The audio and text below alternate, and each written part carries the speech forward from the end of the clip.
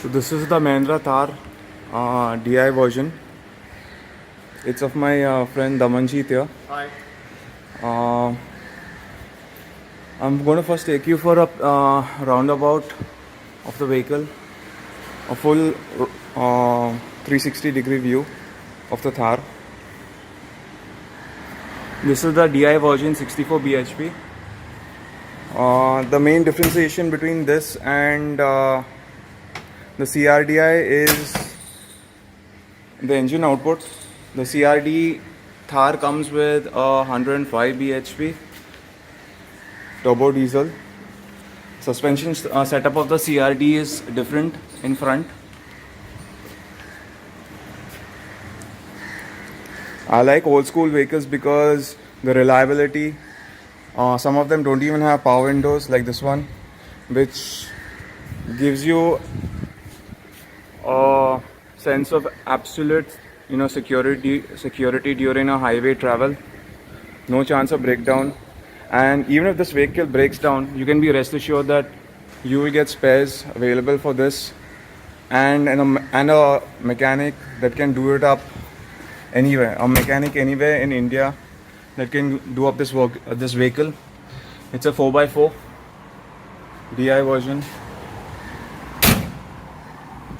Old school has a lot of reliability pros because these vehicles have been lying around for decades and tried and tested in the most harshest terrains.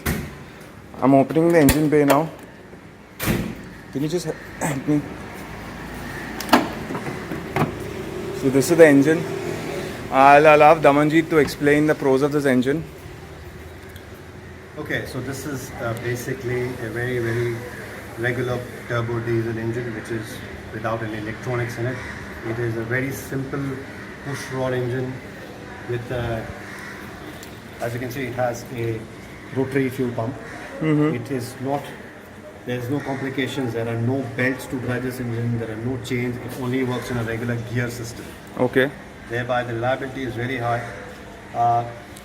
The only advancement that this vehicle has is that it has a turbo which is controlled by an electronic unit. That's the only thing that is there. But even if the unit is disconnected, it will not hamper the working of the engine like we notice in the CRDA vehicles. Okay. In CRDA vehicles, if God forbid there is even a mouse that sort of cuts off your wire, you had it. Any weather condition. Even in extreme cold climates also, these engines have not been giving any problems, is what I've been noticed, because I've seen the same engine in the Bolero pickups. They've been used in great altitudes of Uttaranchal, Himachal, Leh, Ladakh, everywhere. They function to the core. I personally also have the same engine in my other pickup trucks of the Bolero make, because I can assure you the reliability. They have 2.5 lakh kilometers done engines and they give no problem. There's no oil eating, there's no oil leak. These vehicles don't have any seal leaks that happen. They're like very bulletproof, as you would say. They are a little slow if you're looking at extreme performance and like a very zippy drive. But this has a different feel, those have a different feel.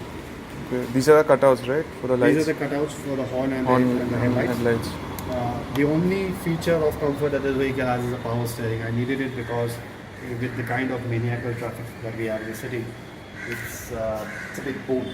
So yes, and with the kind of tire sizes, it's much more easier to drive these things.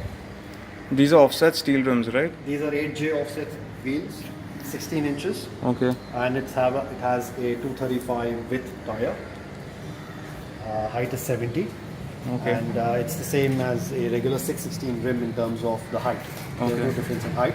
The width is increased, thereby giving it a little bit more stability, because I remember in my earlier Jeep which I had, it was a Mahindra MM550, which is a updated version of a 540. Okay. There was a lot of skidding noticed in terms of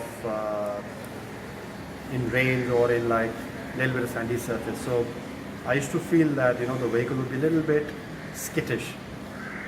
This is better off because of the little wider wheels and because it's a minor offset. The balance is little better. Number two, the handling has improved in this because they've changed the front axle compared to the earlier Jeep that used to have a kind of fixed axle. These are having a better, what I can say is, these are much more heavy built vehicles. The chassis is heavier than the earlier one. True. When you go into any kind of bumps, you don't find a kind of a steering shudder, or the fact that like your vehicle is going to go out of control when you're going to brake in good speed and all that. Okay. So it gives you a bit more confidence that are lacking in the earlier Jeep. Can you? Again, those Jeeps were not designed for a much more powerful engine, though they had a powerful engine in it. They were Okay. had an older Jeep chassis, but they had updated engine. These are better matched. Correct. So that's what I can say about the technicalities. And even the four-wheel drive is basically a lever. So none of the electronics. You just use the hand movement, Okay. the power you need, and it slots in right. There's no problem. They are pretty much level. I've thrown the vehicle at a little bit of high speeds and turns. I didn't feel scared. I've gone on bad situations. I've been on speeds of around 90, 100, 90, 100, 90. It cruises okay at around 80, 90. I would not say like it's like a very great experience of achievement of speed and that you're having, like that like you're flying through air. But yes, it's a different feel. And Correct. it grabs a lot of attention and it creates a lot of that it creates an image of someone powerful is coming through.